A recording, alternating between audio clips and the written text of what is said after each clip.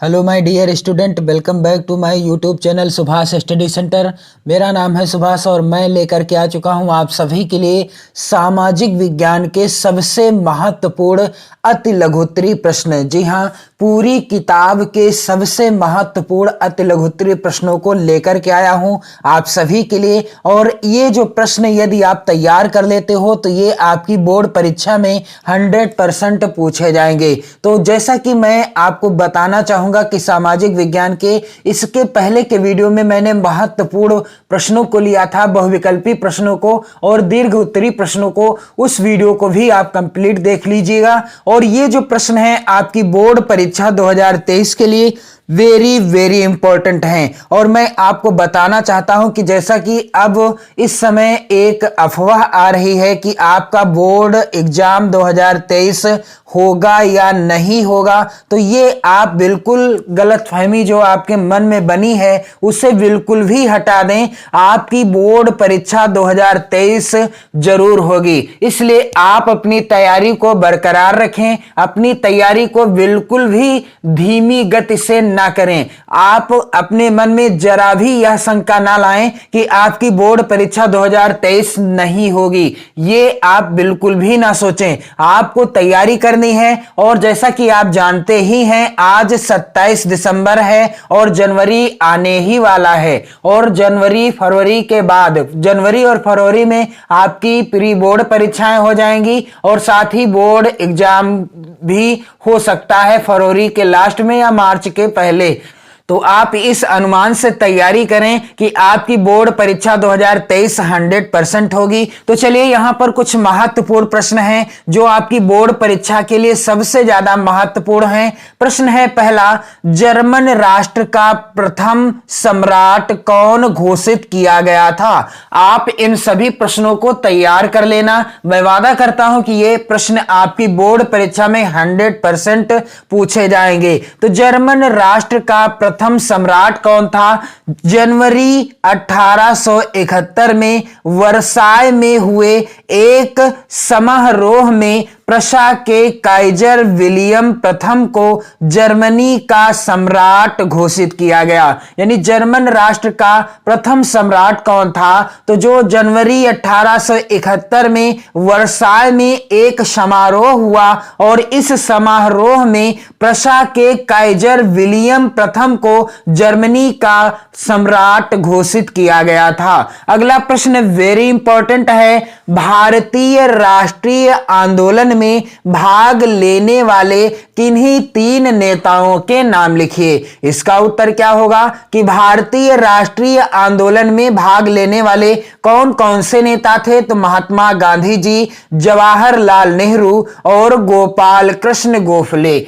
अगला प्रश्न very important है। प्रश्न क्या है कि ब्रेटन वुड्स ट्विन या ब्रेटन वुड्स की जुड़वा संतान किन्हें कहा जाता है? उत्तर हो जाएगा कि विश्व बैंक और अंतरराष्ट्रीय मुद्रा कोष को ब्रेटन वुड्स ट्विन या ब्रेटन वुड्स की जुड़वा संतान कहा जाता है। किसे? विश्व बैंक को और अंतरराष्ट्रीय मुद्रा कोष को क्या कहा जाता है? ब्रेटन वुड्स ट्विन या ब्रेटन वुड्स की जुड़वा संतान भी कहा जाता है। अगला प्रश्न है, यह भी आपकी बोर्ड परीक्षा के लिए महत्वपूर्ण है और मैं आपको बताना चाहूंगा कि जितने भी यहां पर प्रश्न आप देखेंगे सभी महत्वपूर्ण हैं, क्योंकि ये सभी बोर्ड एग्जाम में आए हुए हैं, बोर्ड परीक्षाओं में पूछे गए हैं। तो यहां पर अगला प्रश्न है, काली मिट्टी किन 2 राज्यों में पाई जाती है? इस मिट्टी पर मुख्य रूप से कौन सी फसल उगाई जाती है?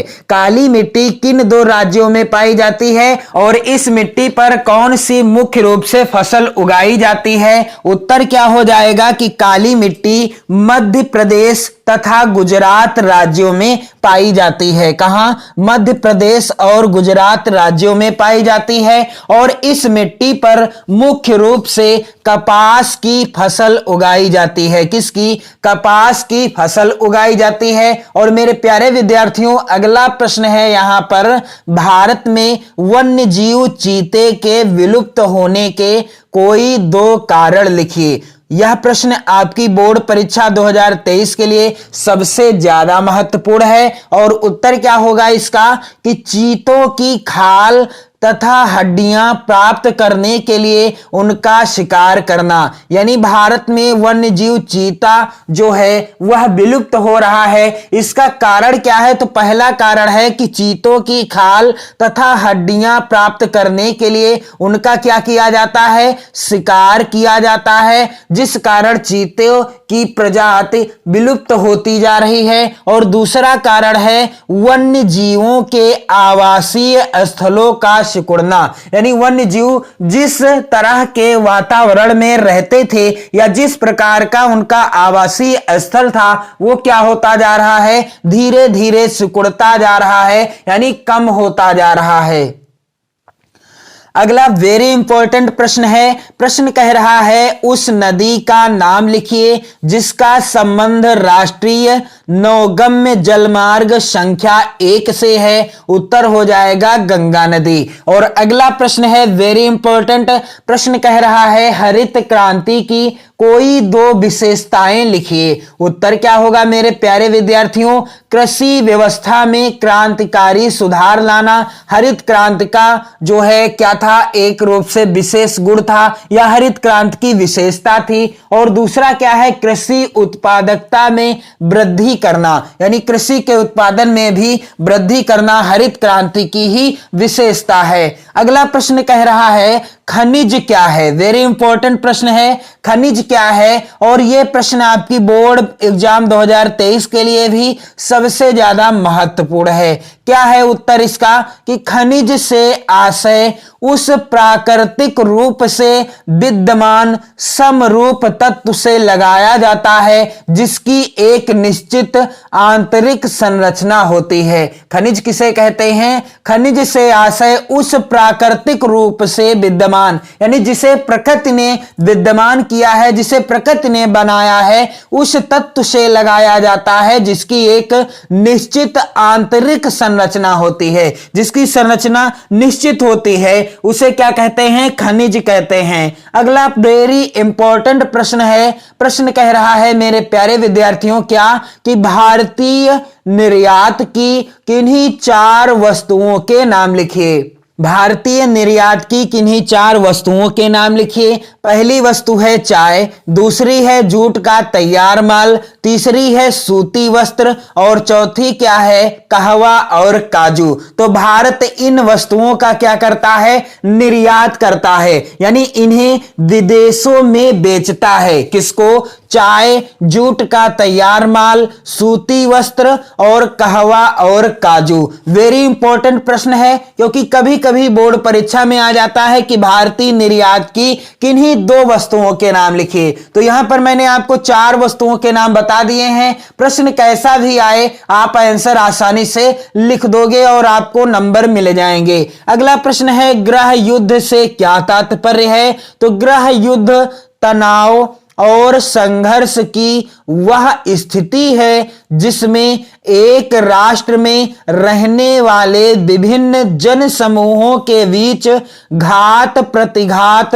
तथा मार काट मच जाती है। गृह युद्ध से क्या तात्पर्य है कि गृह युद्ध तनाव और संघर्ष की वह स्थिति है जिसमें एक राष्ट्र में, यानी एक ही देश में, एक ही राष्ट्र में रहने वाले विभिन्न जन समूह, जो विभिन्न जन समूह होता है उन्हीं के बीच घात प्रतिघात तथा मार काट मच जाती है। इसे ही क्या कहते हैं? गृह युद्ध कहते हैं। अगला प्रश्न है मेरे प्यारे विद्यार्थियों क्या कि भारत के 2 पड़ोसी देशों के नाम लिखिए। सबसे ज्यादा महत्वपूर्ण है प्रश्न, आप सभी ध्यान दीजिएगा। सबसे ज्यादा महत्वपूर्ण है प्रश्न कि भारत के 2 पड़ोसी देशों के नाम लिखिए। उत्तर क्या हो जाए जाएगा, पहला है पाकिस्तान और दूसरा है नेपाल। इसके बाद अगला प्रश्न है यहां पर, सत्ता का विकेंद्रीकरण क्या है? उत्तर क्या होगा मेरे प्यारे विद्यार्थियों? सत्ता का बंटवारा विभिन्न इकाइयों के बीच होना सत्ता का विकेंद्रीकरण कहलाता है। क्या हो जाएगा उत्तर? कि सत्ता का विकेंद्रीकरण से तात्पर्य है कि सत्ता का बंटवारा विभिन्न इकाइयों के बीच होना सत्ता का विकेंद्रीकरण कहलाता है। और अगला प्रश्न है मेरे प्यारे विद्यार्थियों, क्या कि सामाजिक भेदभाव से क्या आशय है? उत्तर क्या हो जाएगा? कि समाज में जन्म के साथ जातीय, भाषाई, धार्मिक एवं सामाजिक असमानता के आधार पर भेदभाव ही सामाजिक भेदभाव कहलाता है। समाज में जन्म के साथ जातीय, भाषाई, धार्मिक एवं सामाजिक असमानता के आधार पर भेदभाव ही क्या कहलाता है? सामाजिक भेदभाव कहलाता है। अगला वेरी इंपॉर्टेंट प्रश्न है, क्या महिलाओं को किसी संवैधानिक संस्था में आरक्षण प्राप्त है? उत्तर हो जाएगा कि हां, महिलाओं को पंचायती राज संस्थाओं में 33% आरक्षण प्राप्त है। कहां पर? पंचायती राज संस्थाओं में महिलाओं को कितने प्रतिशत आरक्षण प्राप्त है? 33% आरक्षण प्राप्त है। अगला प्रश्न है, भारतीय लोकतंत्र के समक्ष आने वाली 2 चुनौतियां बताइए। भारतीय लोकतंत्र के समक्ष आने वाली 2 चुनौतियां कौन कौन सी हैं? तो पहली चुनौती क्या है जो लोकतंत्र को असफल बनाने का प्रयास करती है? पहली है भ्रष्टाचार और अगली चुनौती है निर्धनता और बेरोजगारी, जो भारतीय लोकतंत्र के समक्ष आने वाली प्रमुख चुनौती है। और अगला प्रश्न है, लोकतंत्र का अर्थ स्पष्ट कीजिए। लोकतंत्र का अर्थ क्या है? लोकतंत्र का अर्थ उस शासन व्यवस्था से है जिसमें शासन की शक्ति किसी एक व्यक्ति के हाथ में ना होकर संपूर्ण जनता में निहित होती है। लोकतंत्र का अर्थ क्या है? कि लोकतंत्र का अर्थ है उस शासन व्यवस्था से जिसमें शासन की जो शक्ति होती है किसी एक व्यक्ति के हाथ में ना होकर के संपूर्ण जनता के हाथों में निहित होती है। यानी संपूर्ण जनता में क्या होती है? निहित होती है। और अगला जो प्रश्न है वेरी इंपॉर्टेंट है और मैं आपको बताना चाहूंगा कि इन प्रश्नों को आप जरूर लिख लेना। प्रश्न कह रहा है, स्वयं सहायता समूह किसे कहते हैं? स्वयं सहायता समूह किसे कहते हैं? वह समूह जो ऋण तथा अनुदान पाने के लिए अपने संगठन का सहयोग स्वयं करते हैं, स्वयं सहायता समूह कहलाते हैं। वह समूह जो ऋण तथा अनुदान पाने के लिए अपने संगठन का सहयोग स्वयं करते हैं, क्या कहलाते हैं? स्वयं सहायता समूह कहलाते हैं। और अगला जो प्रश्न है यहां पर, यह तो सबसे ज्यादा महत्वपूर्ण है। प्रश्न कह रहा है, आर्थिक क्रियाएं क्या हैं?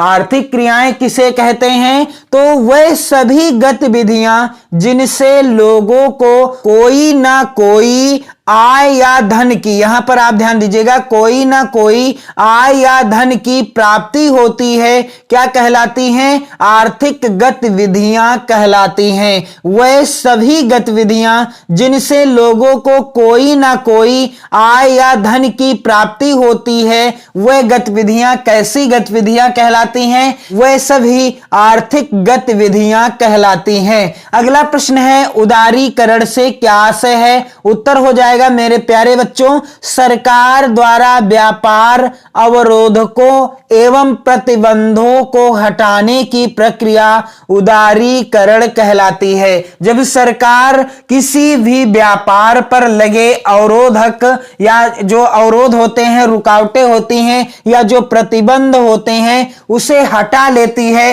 तो इसी प्रक्रिया को क्या कहते हैं? उदारीकरण कहते हैं। अगला प्रश्न है, इटली के एकीकरण में महत्वपूर्ण भूमिका निभाने वाले 3 नेताओं के नाम लिखिए। उत्तर क्या हो जाएगा? कि इटली के एकीकरण में मेजनी, कावूर और गैरीबाल्डी ने महत्वपूर्ण भूमिका निभाई थी। इटली के एकीकरण में कौन कौन से नेता प्रमुख थे? पहले नंबर पर मेजनी, अगला है यहां पर दूसरा नंबर कावूर और तीसरे नंबर पर हैं गैरीबाल्डी। ये तीन नेता थे जिन्होंने इटली के एकीकरण में सबसे ज्यादा महत्वपूर्ण भूमिकाएं निभाई थी, यानी अपनी अहम भूमिका निभाई थी।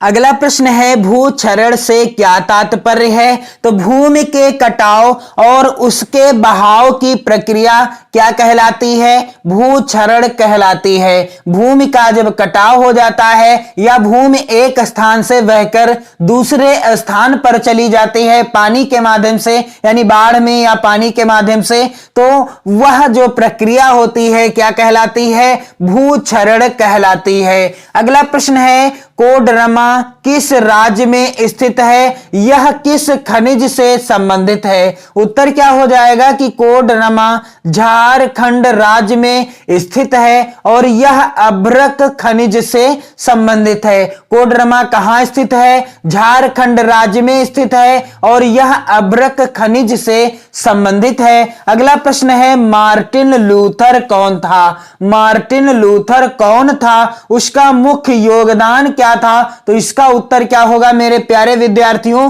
कि मार्टिन लूथर जर्मनी का एक समाज सुधारक था।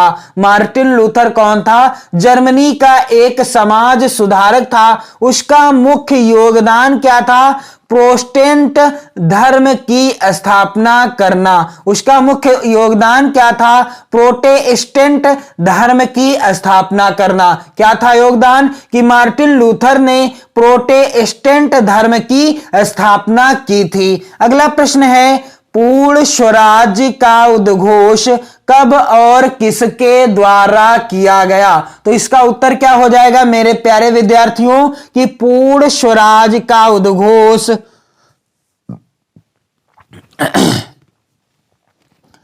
26 जनवरी 1930 को महात्मा गांधी जी के द्वारा किया गया। पूर्ण स्वराज का उद्घोष कब किया गया? 26 जनवरी 1930 ईस्वी को महात्मा गांधी जी के द्वारा किया गया।